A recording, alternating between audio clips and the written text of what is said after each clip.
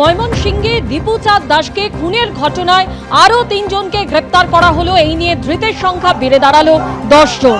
X পোস্টে জানালেন বাংলাদেশের অন্তর্বর্তী সরকারের প্রধান উপদেষ্টা মোহাম্মদ ইউনূস। আজকের কর্মসূচি long march to Indian high commission. সেখানে কিন্তু আমরা দেখতে পাচ্ছি ব্যারিকেড ভেঙে দেওয়া হচ্ছে, কিন্তু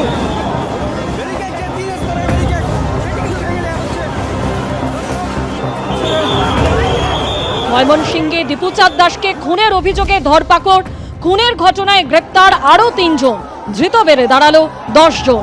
এক্স পোস্টে জানালেন বাংলাদেশের অন্তর্বর্তী সরকারের প্রধান উপদেষ্টা মোহাম্মদ ইউনূস।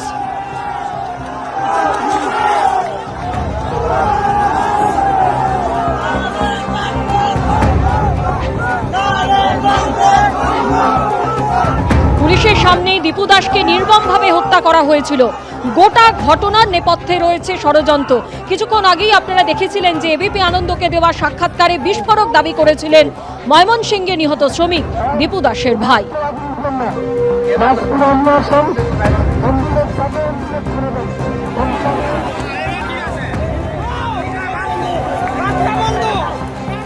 পুলিশের সামনে দীপু দাসকে নির্মমভাবে হত্যা করা হয়েছে। দীপু দাসের পরিবারের সঙ্গে দেখা করতে গেলেন বাংলাদেশের অধ্যাপক কুশল বরণ চক্রবর্তী। ময়মনসিংহে আপনারা দেখেছেন কয়েকদিন আগে গত 18 তারিখ ভয়ঙ্করভাবে নৃশংসভাবে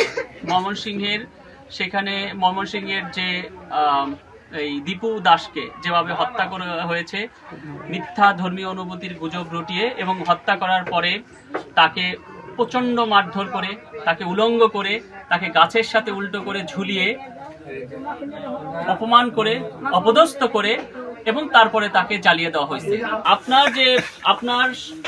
আপনার ছেলেকে যেভাবে নৃশংসভাবে হত্যা করেছে আপনি তো ভিডিওতে দেখেছেন। আপনি এখন কি চান? আমি এটা বিচার চাই। আচ্ছা, বিচার চান কার কাছে? রাষ্ট্রের কাছে চান।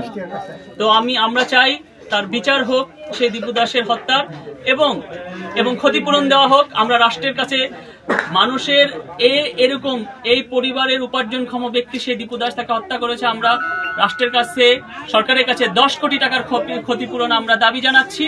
এবং এই যে সরকারের পক্ষ থেকে সরকারের কোনো উপদেষ্টা, আমি আশা করব যে তিনি এসে এই যে নৃশংস যে ঘটনাটা ঘটেছে তার পরিবারের কাছে এসে সান্ত্বনা প্রদান করবে। কারণ আমরা এর আগে বহু দেখেছি যে সংখ্যালঘুদের উপর যে এত ঘটনা ঘটে যায়, কখনো দেশের সর্বোচ্চ পর্যায়ে মানুষেরা খুব একটা যে তাদের সান্ত্বনা দেয় না বা আসে না। ঋত্বিকবাবু, কি হয়েছিল? আমরা সবাই খুব উদ্বিগ্ন। ঘটনাটা কি হয়েছিল? আমরা সকাল সন্ধ্যা 8টায় খবর পাইছি যে তার বন্ধু আমাদেরকে কল দিয়ে বলছে যে আমার বাবারে বলছে যে দাদা তোমার ছেলেকে তো উনি আটকাইছে। পরে আমরা মনে করেন থানা গিয়েছিলাম। পরে থানার ওসি বললো যে আমরা কিছু করতে পারবো না, ওই বালুকা থানা যাইতে হইব।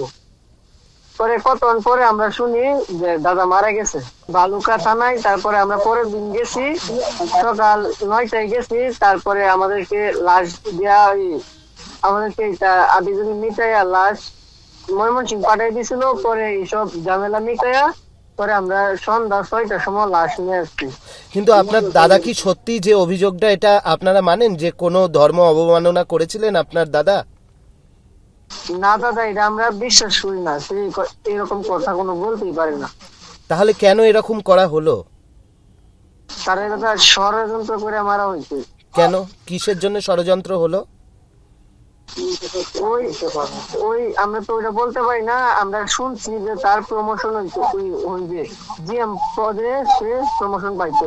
কিছুদিন পরে সে আবার কাগজপত্র জমা দিয়েছিল। আচ্ছা, আর আমরা কিছু জানি না।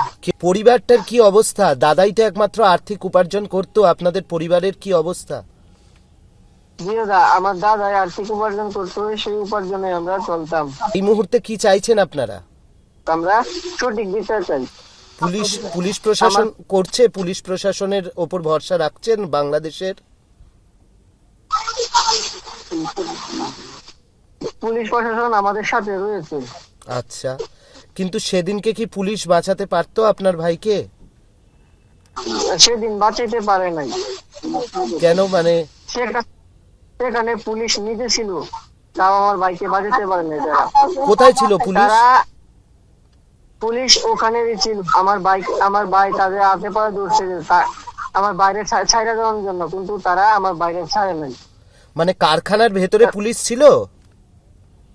কারখানার ভিতরে ছিল না, কারখানার বাইরে ছিল। আচ্ছা, কোন থানার পুলিশ ছিল? এই ভালুকা থানা। আচ্ছা, আপনার দাদা কি বলেছিল পুলিশকে? আমার দাদা পুলিশকে বলে নাই, পুলিশ তো বাইরেই ছিল। আর পুলিশকেও বলেছিল, আর ভিতরে তার স্টাফের লোকদেরও বলেছিল, তার পায়ে পর্যন্ত ধরেছে, কিন্তু আমার ভাইকে তাও তারা নিঃশ্বাস দেয়নি, তারা নির্মম ভাবে হত্যা করেছে আমার ভাইকে। কিন্তু আপনার কি মনে হয় এটা মানে বাইরের লোকজনই ছিল, না আরো অন্যান্য জায়গা থেকে লোকজনকে ডেকে আনা হয়েছিল? এটা বাইরের লোকও ছিল, আবার ভিতরের লোকও ছিল, কিন্তু সেটা আমরা সঠিক বলতে পারি না, কারণ ঘটনা তো ওইখানে ঘটেছে, আমরা তো বাসায় ছিলাম। আপনারা তো হিন্দু ধর্মাবলম্বী, আপনাদের কি সেই কারণে টার্গেট করা হয়েছিল আপনার দাদাকে? না, আমার দাদার উপর আমি শিউর না, তারা চক্রান্ত করে মারছে আমার দাদারে। হ্যাঁ, চক্রান্তটা কি কারণে, মানে পুরোটাই কি মানে অফিসের, নাকি আপনাদের ধর্মীয় বিষয়ও আছে? ধর্মীয় বিষয় নাই, আমার যতটুকু সন্দেহ হয় সেটা চাকরির বিষয় নিয়ে তাদের হত্যা করা হয়েছে। ও, চাকরির বিষয়টাকে এমন ভাবে আর কি সাজানো হয়েছিল, তাই তো? আচ্ছা, আপনারা এখন কি চাইছেন? লাস্ট প্রশ্ন আপনার থেকে জানতে চাইবো, কি চাইছেন এই মুহূর্তে? আমাদের একটাই চাওয়া পাওয়ার, আমার ভাইরে যেভাবে হত্যা করেছে, আমি আমার বড় ভাইয়ের হত্যাকারীদের বিচার চাই। কাউকে চিনতে পেরেছেন ওই ছবিতে? না দাদা, আমরা চিনতে পারি নাই। এই র্যাব তাদের এই 7 জনকে, আমাদের 10 জনকে গ্রেফতার করেছে। আচ্ছা, আর আর বলছি, ওরা ওই ভালুকা থানার পুলিশ তখন ছিল, তা সত্ত্বেও কিছু করতে পারেনি? না না, কিছু করতে পারে না, তাও তারা কিছু করতে পারে না। আচ্ছা, হাজার হাজার আর এই যারা যারা যারা জড়ো হয়েছিল, তারা কি আপনার দাদা হিন্দু বলে কোনোভাবে এসেছিল আপনার দাদার উপর অ্যাটাক করতে? এটাও জানি না। না, আমরা এটাও সঠিক বলতে পারি না দাদা, আমরা তো এখানে ছিলাম। বুঝেছি, আপনি বলছেন ওখানকারই কোনো গন্ডগোল, সেটাকে এরম ভাবে সাজানো হয়েছিল পুরোটা। চক্রান্ত করে মারা হয়েছে। এবিপি আনন্দ, এগিয়ে থাকে, এগিয়ে রাখে।